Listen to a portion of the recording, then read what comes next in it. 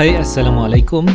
Today we are going to learn about the basic graphs of functions and also the piecewise functions. So let's first go to the basic graph of functions that we have to know. So suppose we have these types of graph, many types of graphs. So let's look at the first one, which is the identity function. So or sometimes or maybe we can say a straight line. So this straight line, this is an identity because y is equal to x, right? And when we have some things like fx equal to x, so f1 is equal to 1, f2 is equal to 2, f3 is equal to 3. That is the identity. So we have we draw the graph of y equal to x, something like this. When we have the absolute value function, so we have y equal to modulus x, so our graph will look like this, right? Because the value for y will always be positive, so this graph will never go below 0, right? So when it goes down to 0 and then it goes upwards again, right? So because it is always positive, so because that is the absolute value. Next, we have the quadratic graph. The quadratic graph, we know the shape is parabola, and when you have this is the y equal to x squared, so it is smiling, right? Something like this. And when you have a cubic graph, so the shape of the cubic graph, which is y equal to x to the power of 3, it seems something like this, all right? And when you have a reciprocal, all right, a reciprocal which is y equal to 1 over x, for example, we have something like this, okay? And if we have y equal to 1 over x squared, would look like this, right? All right, so these are 5 forms of the graph. So let's go to the next one that we have to know. You have to remember this, right? So this one is a radical. Radical is square root, all right, which involves y equal to square root x, because we know that the value for x is always positive, right? So the value inside the square root should be always greater than or equal to 0, so it can be start from 0 until this way. And we know that the square root will always go to positive sides of y, so that's why it goes this way, all right? So for the next one, which is the exponential, we know that for the value of the exponential will always be positive. So in this case, we can substitute with any values of x, right? No matter is it negative or positive. And then for the range will always be positive, which is greater than 0. It will be never 0. That's why this graph never touch 0 here, right? So it will never be 0, right? If you draw this, kind of extend this, it goes this way. It almost go to 0, but it's never 0, all right? Okay, all right. So it's something like this is you and this is your crush. Just kidding, all right?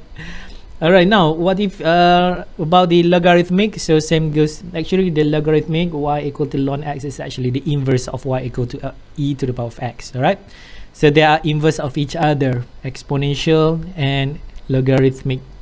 So we have y equal to ln x. It looks like this. Okay, now let's look at the what we call some reflection about the x-axis. So if we reflect each of these graphs, suppose we have this function y equal to fx, and if we reflect about x-axis, it will be something like this, right? And we know that this is actually the graph for y equal to a negative fx. For example, in this case, y equal to x squared, so that green graph will be y equal to a negative of x squared. So it's, if we have y equal to fx, then its reflection about x-axis will be the negative of fx, right?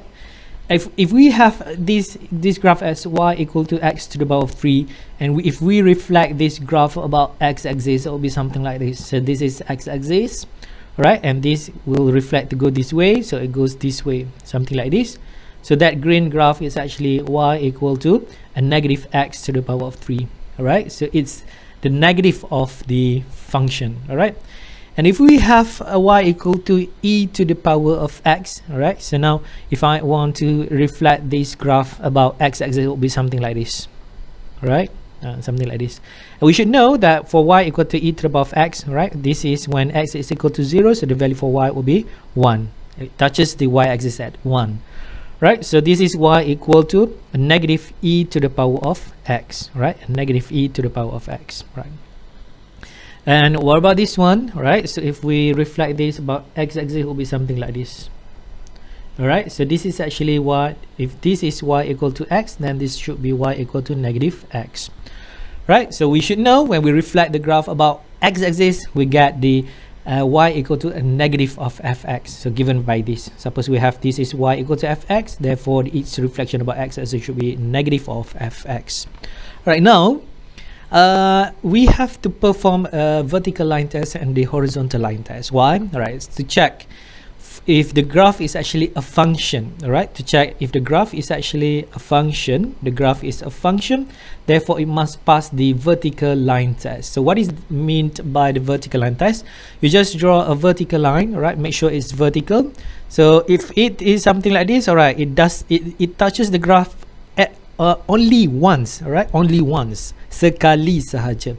All right, you go here, you go here, you go here, it touches the graph only once, so it passes the vertical line test. So we can say that this graph is a function. All right, suppose we have this graph, all right, you go here, you go here, it touches the graph only once, right, when you draw the vertical line.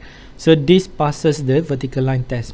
Suppose you have this shape of graph, all right, I don't know what graph is this, but never mind, let's just use this as an example.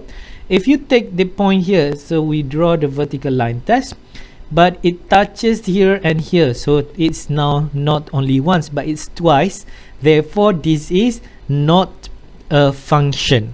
It is a graph but it's not a function, right? So this is not a function, all right?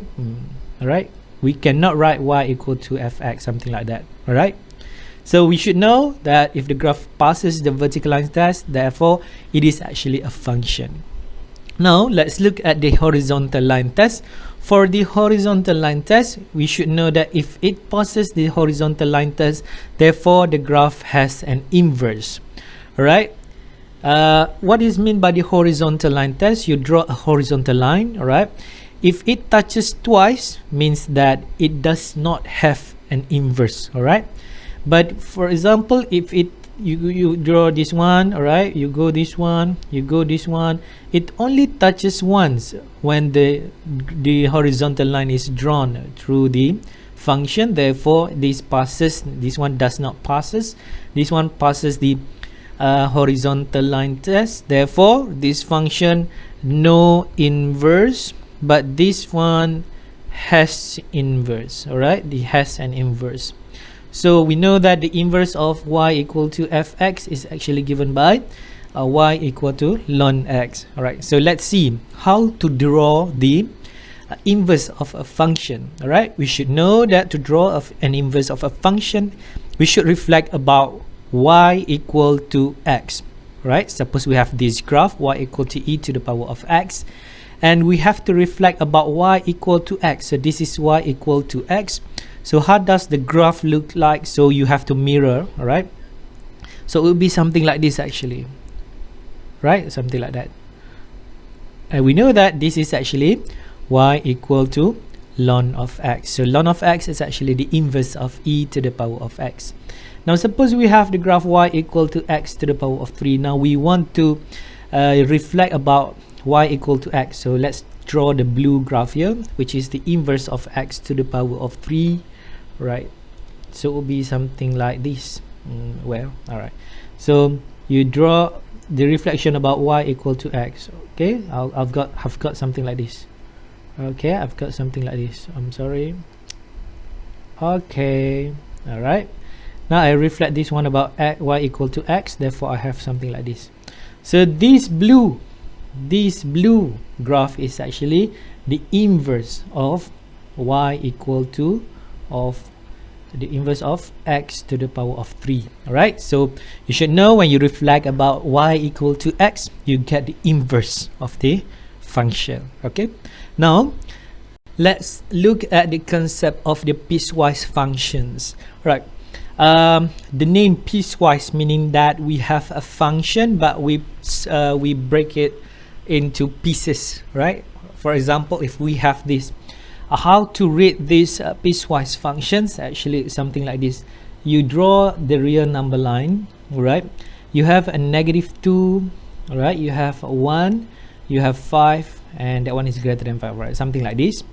All right, so you know that from, all right, you read this from a -2, right? -2 is not included until 1, right? 1 is included because it has the equality symbol. We should use the function which is given by a -x squared plus 1. But from 1 until 5, all right, and 1 and 5 is not included, therefore we have a hole here, and the function is actually given by x minus 6. That's how you read these piecewise functions. For x which is greater than 5, so greater than or equal to should be a full circle here, and it go this way, and the function is actually 2, meaning that we have y equal to 2, which is a constant function. How does a constant function look like? So the constant function look like this. For example, you have y equal to 2, right? So this is for x which is greater than 5, right? Now the question asks us to find f of 0. So you have to determine f of 0. Where is 0? 0 is inside here, right? In between -2 and 1. So of course you have to substitute 0 inside these functions.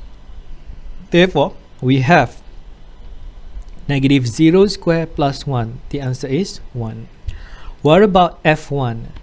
F1, right? F1 here. 1, is it on this function or on this function? So look at 1. Where is 1 defined? 1 is defined at this full circle, therefore it must use this function. So you have a -1 squared plus with 1, you get 0, right? I hope you have no problem. Or from this inequality, right, you see that 1 is included here, therefore you have to use this function. That's how you read the piecewise functions. All right. What about f of 2? All right, 2 is, all right, sorry, 2 is in between here. So in between here, of course, you have to use this function lah, right? So you have 2 minus 6, right? You substitute the variable x with value 2, so you have a -4. What about f of 5? Right, f of 5, whether it is here or is it here? So because 5 is defined on this one, so you must use this function. But you have a constant function, right? At x equal to 5, y is equal to 2, so you just write 2, because we cannot substitute the value of y with the value of x with 5. All right. For 7, so we know that 7 is here, still the function is 2, therefore you just write 2. What does it mean? All right, so it means something like this, right? If you have to draw these, I just want to focus for this part only, yeah? From 5 and so on. So the function is actually 2, all right? So it's given by 2. So at 5 it's defined, so it's given by 2. This is a straight line here. So this is 2, I'm sorry. Okay. All right, so this is 2 actually. Y equal to 2. Right, this is what it means. So at 5 the value is 2. At 7 the value is still 2, right? So this is what I mean here. All right. Now, all right. Okay, now let's go to this one. Suppose we have another piecewise function. So this is just a basic introduction of the piecewise. Let's find the range of this function, right? Let's not find the range first. I just want to find the value for g0. Let's try this. Right, so if you are confused with these piecewise functions, so you just break it out into these real number lines, so 0 to 4. You know that from 0 and less than 0, so it goes this way. It used the function 3x minus 1. From 0 until 4, 4 is included, therefore you have to use 6 minus x. From 4 and greater than 4, it goes this way, right? So you have to use 25 minus x squared. Right, so g0, so 0 is here. So where is it? Is it here or here? So of course the one that is defined at 0 is this function. So you have to use this function 3x minus 1. So x is now 0, so it's 3 multiplied with 0 minus 1. You get -1. What about g of 1? G of 1, of course, 1 is defined here, right?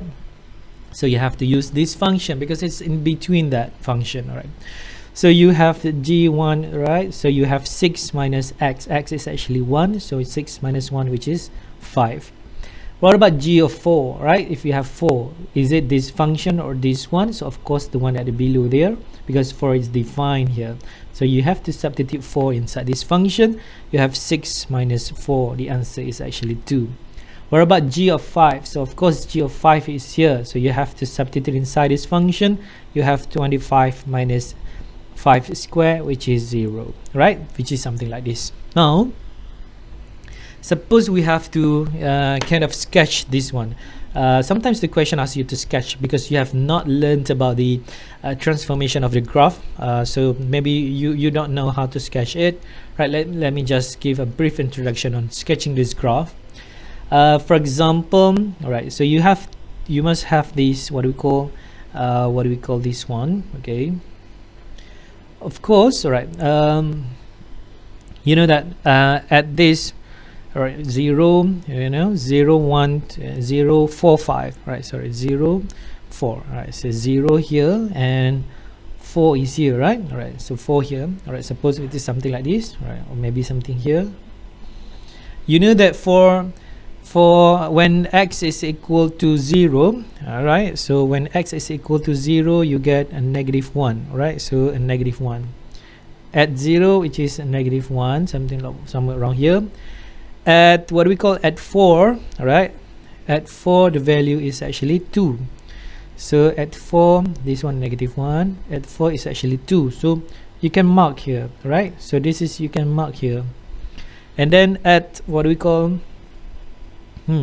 at 5, okay, something like this, all right, at 2, right? You know that the graph for the what we call what do we call this one? Okay, let's just draw 3x minus 1. So this is something like y equal to mx plus c.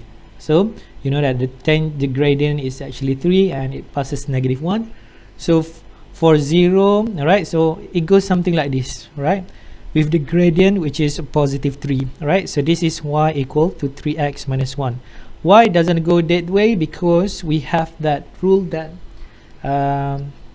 you know, kind of something like this. All right, let me just draw properly. Okay, something like this, because it is for 0 and less than 0. All right, so for this part only, you cannot extend to this part. Okay, all right.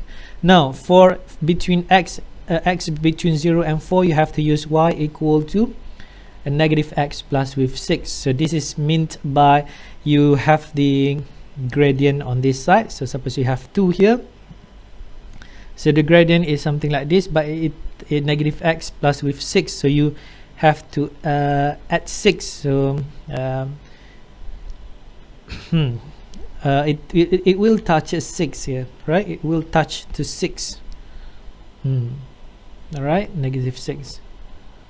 Okay, because if you substitute with 0, you cannot actually substitute 0 here, right? 6 minus 0, so 6. So it's something like this. It has a hole there, right? It has a hole. When what we call when x is equal to 4, the value is 2, so it goes this way. This is the graph, right? This is the graph, the straight line. Okay, this is from 0 to 4, right? Y equal to 6 minus x. And finally, you have 25 minus x squared. You know that y equal to negative x squared would look like this. So when you have a negative x squared plus with 25, so you shift this graph 25 units upwards, so it go you know, that way. So when you have x is equal to 5, you see, when x is equal to 5, the value is 0. So you know that this is 5, so it will pass something like this. Okay, it will go this way. Okay, right, the shape of the graph is something like this, but we just want this part only, which is from 4 and greater than 4, right? So this is the graph. So as you can see here, that your what do we call that, your range, all right, because this one can go downwards, this one can go down here. So of course this one is going to, all right, negative infinity.